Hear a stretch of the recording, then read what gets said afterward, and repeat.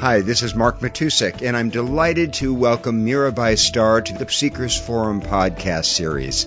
Mirabai is an interspiritual author and speaker who leads retreats internationally on the mystics and on contemplative life.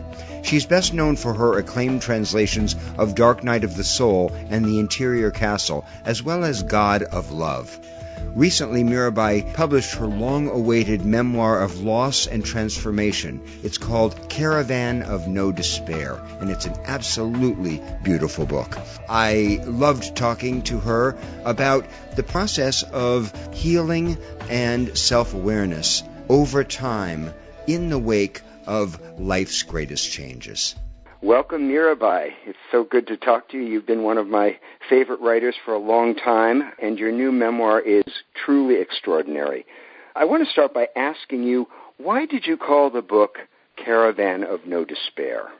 Well, that title I extracted from the Rumi poem. It's actually more than a poem. It's a couplet that's inscribed on his tombstone in Konya, Turkey, where he was buried with Rumi, of course, the great 13th century Sufi mystic, Persian mystic.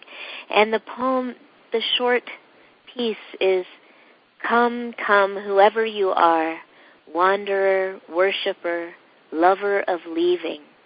Ours is not a caravan of despair. Even if you have broken your vows 1,000 times, come, come again, come." And I love that poem. I love the spirit, the invitational spirit, and the affirmation that no matter what has happened, this caravan moving through the wilderness, moving us, is not a caravan of despair, and that everyone is welcome. And my story is one in which not everybody, least of all myself, plays a heroic role all the time. And yet this caravan contains despair, doesn't it? Yeah, for sure. I would not want to deny the initiatory fire of our dark times. Definitely in my case, the deepest times of sorrow have been the greatest catalysts for transformation in my life. I mean, I might not have designed it that way, but that does seem to be a universal human experience, that even though in the moments when we're suffering, it's difficult to see any redeeming value, and if anyone suggested that there was some, we'd be likely to punch them, is almost undeniable. Over time, I have never met anyone, really, hardly anyone, who hasn't actually said that the deaths of my beloveds or my cancer diagnosis or whatever our most harrowing experiences might be aren't actually the secret medicine, as Rumi also says, that has given us our greatest gifts. Why is that? I know it's a huge question, but for folks who are listening to this and it might sound Pollyanna, it might sound like putting a pretty shine on things that are just miserable. How can you speak to someone like that about how this actually happens? Well, I don't know. I was hoping you could tell me, Mark. You also write and think and hang out with this material. I don't get it.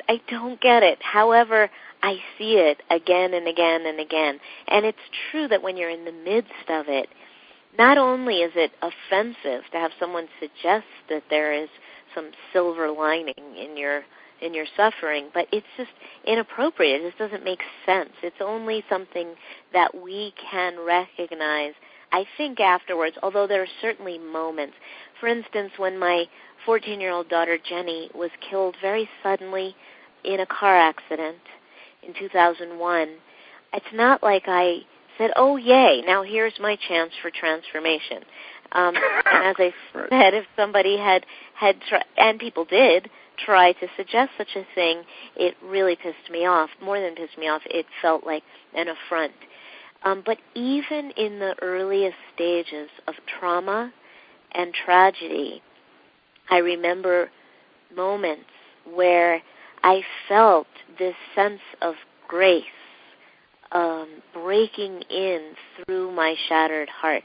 Maybe by virtue of the fact that I was shattered, it was able to enter, and this radiance would fill me and hold me. And I've spoken with many, many grieving people who've experienced that same sense of being kind of catapulted into a sacred space when in the wake of a fresh loss. So it's hard to sustain a sense of this is okay, because what happened is not okay. It rarely is ever okay. However, I think we can tap into that universal experience of the numinous or the sacred or the holy or something that feels like unconditional love, that when we are at our most broken is sometimes the most available to us. And it's definitely not Pollyanna. I'm not someone who ever is interested in going for what I think is so beautifully and aptly named the spiritual bypass.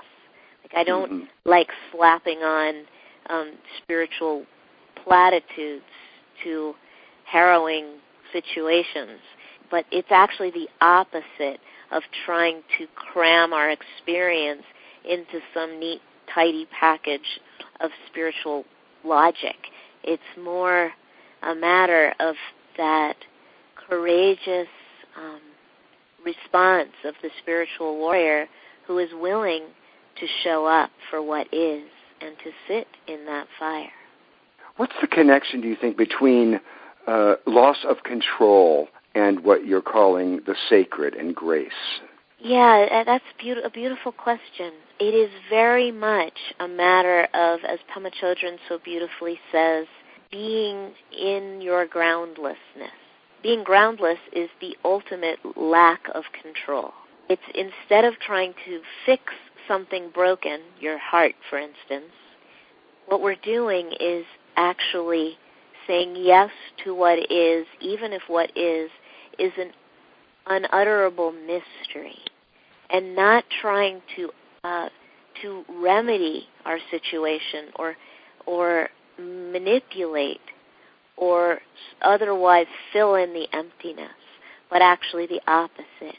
It's letting go and yielding. It's what St. John of the Cross, my hero, whose books I have translated, particularly The Dark Night of the Soul, it's what John of the Cross means by a dark night of the soul. It's not about being depressed. It's about letting ourselves down into the arms of radical unknowingness and not trying to control the spiritual crisis that has descended on us, which, of course, John of the Cross considers to be a great blessing when we're stripped of everything that we used to use to explain our lives to ourselves, to explain our spiritual path, to explain the existence of God and the way we're supposed to feel that connection with the divine. It's all taken from us, and that frees us of ourselves. And John says that when a dark night descends, when we're plunged into that emptiness, our only task is to stop doing, to actually let go of our spiritual practices, he says. This is a 16th century Spanish monk who's saying, stop your prayers and your rituals. So all those things that you have used to reliably prop you up in your spiritual life, let them go and actually just rest in the darkness. Beautiful. I love how you write about it. At the beginning of the book, you write, in a dark night of the soul, all the ways you have become accustomed to tasting the sacred dry up and fall away. All concepts of the Holy One evaporate. You're plunged into a darkness so impenetrable that you're convinced it will never lift. You may flail about for something, anything to prop you up, but you grasp only emptiness. And so, rendered reckless by despair, you let yourself fall backwards into the arms of nothing. It's so beautiful. Thank you, Mark. Rendered reckless by despair. What does that mean?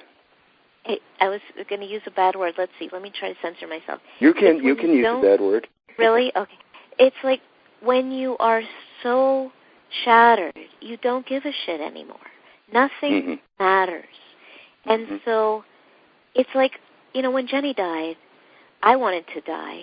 And it wasn't that I was suicidal. It was that it would be absolutely fine with me if my life ended right then. And I felt this sense of fearlessness because the thing that I most feared, losing a child, had happened. And I had nothing left to lose. And so there was this kind of spiritual recklessness that I had nothing to hold on to, so might as well try that. It's sort of like Tonglen practice, again, to invoke Pema and Tibetan Buddhist practice.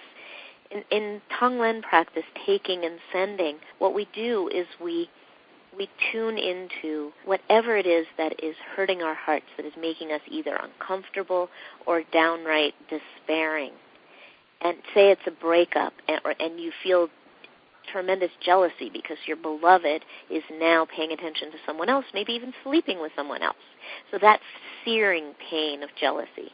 So in Tonglen practice, what you do, of course, is that you tune into it. You become present with that feeling, and you begin to breathe it in and then breathe out relief from that feeling. And then it's like as long as you're broken and seared open by pain, you begin to actually breathe in the pain of the whole world, everyone, anywhere, who's experiencing this same flavor of pain through jealousy, say. And there is something incredibly freeing about that practice. That's very much the kind of practice that I'm talking about, that I did do when my daughter died. I didn't do Tonglen per se because any kind of prescribed practice was not okay with me.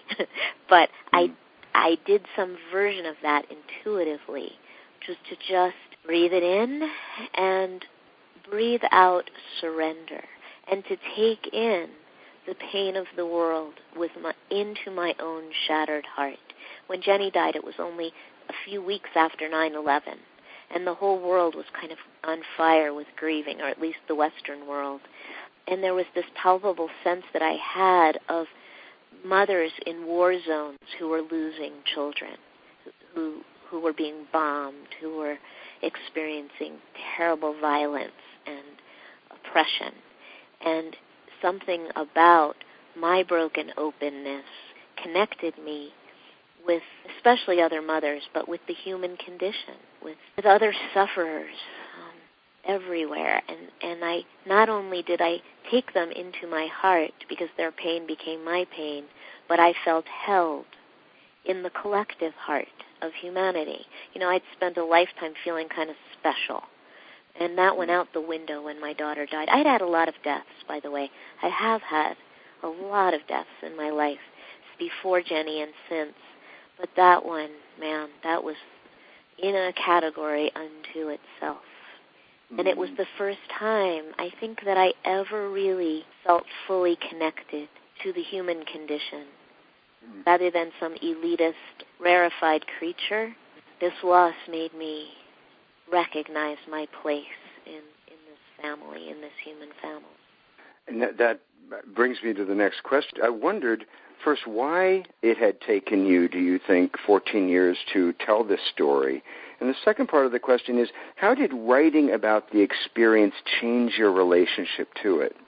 I did try to write the book several times over the last 14 years, and each time it kind of read like a journal, maybe a beautifully composed journal, but it was still, me processing my pain. And I think it took me all this time to distill it into some kind of elixir that would be something I could serve up to the world, so that it was nourishing to others and that it was accessible to others, that it wasn't just my private story. I really strongly believe in the power of storytelling, and that each of our personal story is a version of the universal story, and that stories are transformational.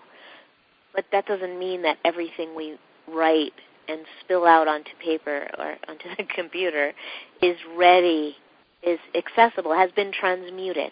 That the lead needs to be alchemically transmuted into gold. And I don't know what does that except continual showing up for the experience and authentic, speaking in your authentic voice. I had the benefit of, actually, I was asked to write this book by Tammy Simon, the publisher of Sounds True, and it was after a podcast that I did with her, Insights at the Edge. We called it Naked with the Beloved. Actually, she named it that, and I think it's great. But it was from something about her. She draws out the truth. And it was when she, after that interview, and she asked me to write this book, and a friend of mine who's an editor said, whatever you do, don't try to make yourself look pretty in this memoir. Just tell the truth. And if it feels like you're going somewhere that's really naked and scary, go there. Be true to that. And that was the permission I needed to tell this story from that radically authentic and often really terrifying place. I mean, I'm terrified now. The book just came out, and I feel so naked. It was worth it so far. Well, you are so raw in it and so humble. That's what comes through, is there really is no spiritual pretense whatsoever. In fact, I like how you kind of send up the spiritual world. I mean, having grown up the way you did with this amazing childhood and sort of a who's who of American spirituality, you have a gimlet eye, they call it, when you look at it. You're not someone who seems easily fooled by appearance or self-righteousness and pretense. Is that right? Yeah, I appreciate that feedback very much. Yeah, I hope I'm true to what is. I'm definitely not aspiring to be a spiritual master. So far as right. I think we're all being called to our highest selves these days. So tell me, the second part of that question is, did this change your relationship to your daughter, writing, or to the experience of losing your daughter, writing this down finally? Yeah, it did. You know, Jenny, when Jenny died, I actually wrote her eulogy and read it at her memorial service a week after she died, which seems to me now like I can't even believe that I did that, but I was in that altered state that we often get into in trauma. But even reading it now, it's like spot on. And the last line of her eulogy was, "I will write your story." So this is a promise I made to Jenny, and I had to do it eventually. Did it change our relationship? Yes, I feel something in that, in having, I feel like crying as I'm saying this, in having delivered on my vow was and is very meaningful to me. And Jenny has, little by little, over the years, infiltrated my psyche, my spirit, in such a way that I feel she's part of everything that I do. You know, I do a lot of speaking and teaching, and I always call on Jenny, like I call on the ancestors, like I call on the Divine Mother, like I call on the gurus and the masters and the angels to be with me. She's part of my spirit team in a very real way. And Jenny died on the very day that my very first book came out. That was my translation of Dark Night of the Soul. And at the same time that I was turning inward to grieve the death of my child, I was being called outward into the world to speak and teach.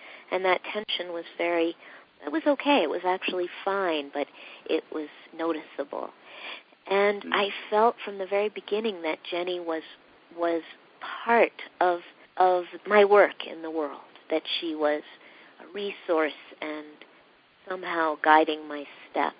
And I have felt that more and more as the years go by. I would give it all up for one more minute, to have her with me, tell her I love her, and to just be with her again.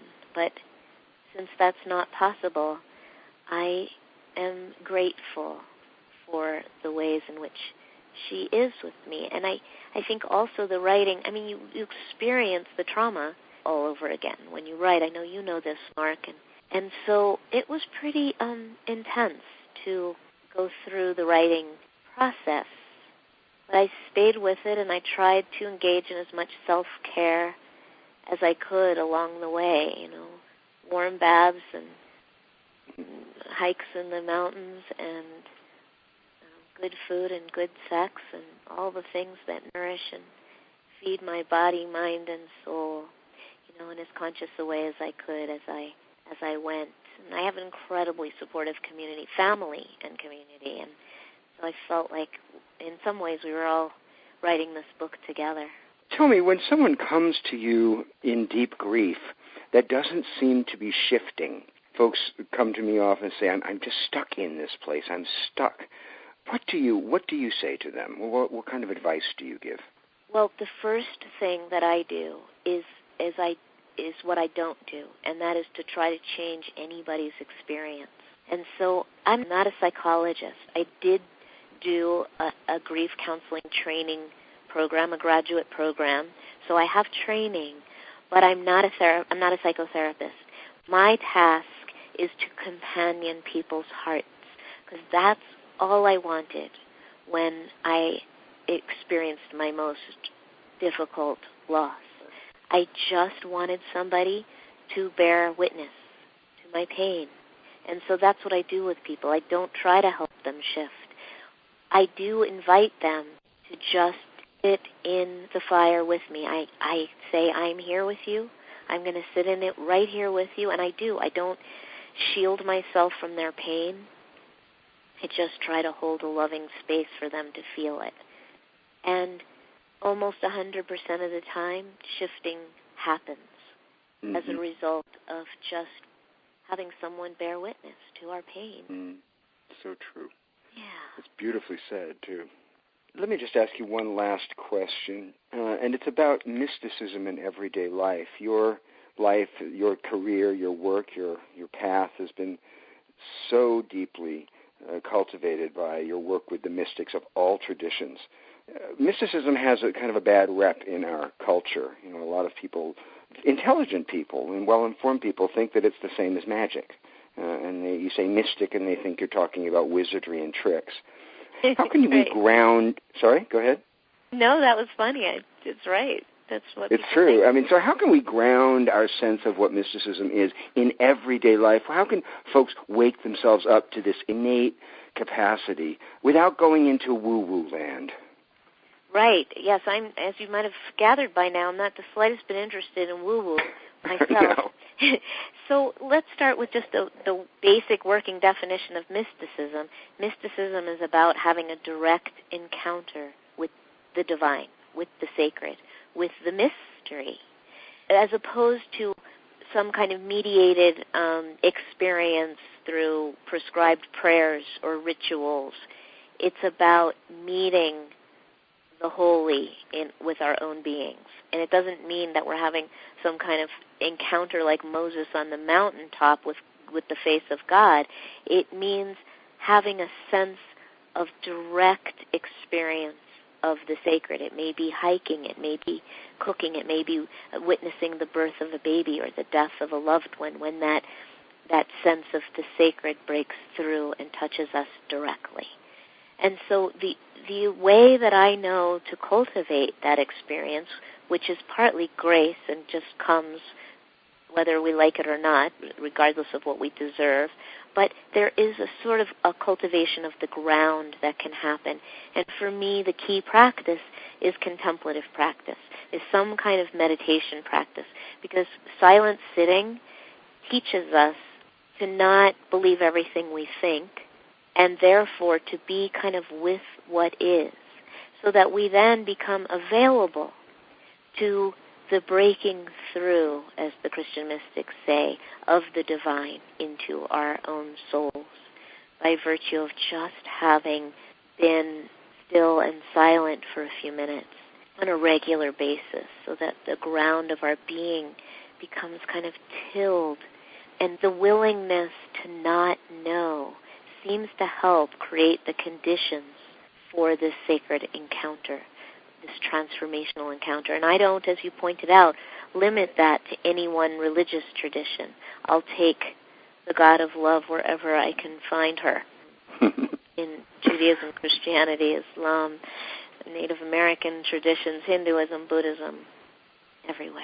Well, you are really a treasure, Mirabai. There's nobody like you teaching and writing, and I just want to thank you so much for taking the time to visit the Seekers Forum, and such good luck with the book. Thank you so much, Mark. Be well.